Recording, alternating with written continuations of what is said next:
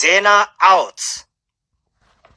بمستنكر جگننتن صنعاتن بوفر صحاي براق تخطاتالي مدقعت التناخيرو زقصل زلو حيت سراويت تግራይ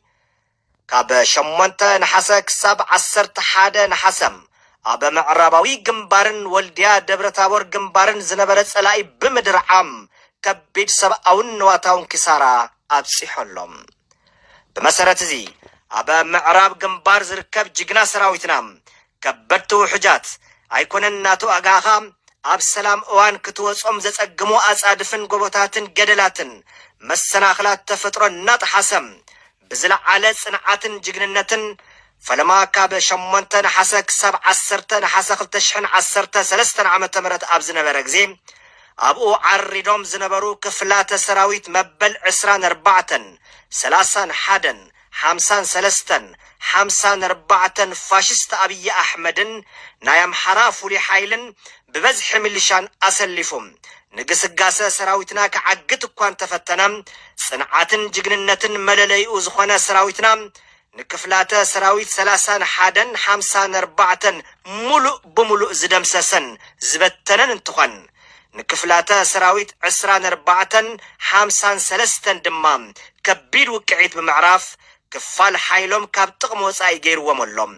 ኣብ ተወገዝ ዝነበሩ ሚሊሻን ፍሉይ ሓይል ኣምሓራን እውን ብውቅዒት ሰራዊትና ተሃስዮም ክበታተኑ ተገይሮሎም ኣብዚ ስርሒት ሓየት ሰራዊትና ፋንደቃም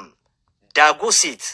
ናቲ ተራራን ጣብላን ዝበሃላ ቁልፊ ቦታታት እውን ተቆጻጺርዎነሎም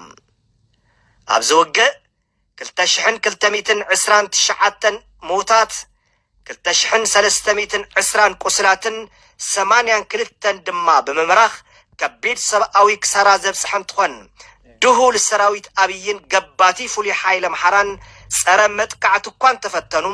ኩሉ ዝከኣሎ ሰራዊትና ከከም መመጻጽኦም ብትብዓት እናመከተም ንጸላኢ ብምድር ዓምን ምድምሳስን ቀጺሉሎም ኣብዚ ግንባር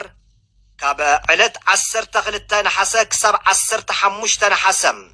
ናብ ኣብ መንጎ ደባርቕን ዳባትን ግስጋስኡ ዝቐጸለ ጅግና ሰራዊትና ብተመሳሳሊ ናይ ሰራዊትና ምንቅስቓስ ንምኽላፍ ዝገበሮ ናይ ዓቕሊ ጽበት ፈተነውን ናይ ጸላኢ መበል 53 ክፍለ ሰራዊት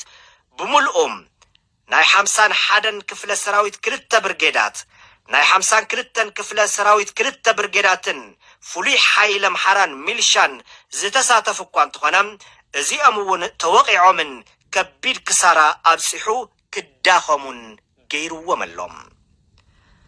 ኣብዚ ልዑል ጽንዓትን ጅግንነትን ዝተረኣየሉ ውግእ ሰራዊትና ንስትራቴጂካዊ ቦታታት ቦዛ ማርያምን ከባቢኡን ተቆጻጺሮሎም ኣብዚ ውግእ 1553 ሞታት 1243 ቁስላትን 82 ድማ ሙሩኻትን ኮይኖም ኣለዉ ኣብዚ ተኸታታሊ ውግኣት ዝተረኸበ ኣጽዋርን ንብረትን ዝምልከት ድማ ሓደ ድሽካም 22 መትረየስ ወይ ድማ ብሬን ዓሰርተታት ሃንድሄል ሬድዮ ርክብ 32 ዝተፈላለየ ጸላኢ ዝጥቀመለን ዝነበረ መካይንን ማሽነርታትን በኣማኢት ዝቁጸር ፈኮስት ብረታትን በኣሽሓት ዝቁጸር ጠያይትን ወተሃደራዊ ንብረትን ኣብ ኢድ ሓየት ሰራዊትና ኣትየሎም ብድምር ኣብ ምዕራብ ግንባር 7481 ሰብኣዊ ክሳራ ኣብ ልዕሊ ጸላኢ ብምብጻሕ እቲ ደመኛን ዘይከም ፈኸርኡ ዝኾነ ጸላኢ ዝተረፈ ጭርኡ ደጉሉ ንድሕሪት ክበታተን ብምግባር ሰራዊትና ግስጋስኡ ይቕጽለሎም ኣብ ግንባር ወልዲያ ደብረታቦር ቁሪ ኣስሓይታን ኢድካ ዝቆምጥ በረድ ጉና ተራራን ከይዓጀቦ ዝግስግስ ዘሎ ጅግና ሰራዊትና ካብ 8 نحاسه 2013 ዓመተ ምህረት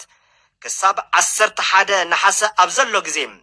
መስተንክር ዝተሰርሐላ ጉና ተራራን ክምር ድንጋይን ማእኸል ብምግባር በርቃዊ መጥቃዕቱ ዝቐጸለ ሰራዊት ትግራይ ጸላኢ ካብ ገገው ክሳብ ጋሳይን ዋድ ሜዳን ንመበል 31 ብርጌድን 33 34 ክፍላተ ሰራዊት ብምልኡም ናይ 54 ክፍለ ሰራዊት ሓደ ብርጌድ ከምኡውን ኣብ ሁርሶ ምድላው ዝገብር ዝነበረ መበል 25 ዙርያ ሓይሊ መኽበር ሰላም በላይ ዘለቀም መቅደላ ቴድሮስ ዝበሃሉ ናይ አምሓራ ፍሉይ ሓይሊ ብርጌዳትን ብበዝሒ ምልሻን አሰሊፉ ንግስጋሰ ሰራዊትና ከዓግት እኳ ተፈተነ በተፈጥራዊ መሰናኸል ቁሪ አስሓይታን በረድን ዘይስኮን ጅግና ሰራዊት ትግራይ ንኹሉ ብድሆታት በጣጢሱም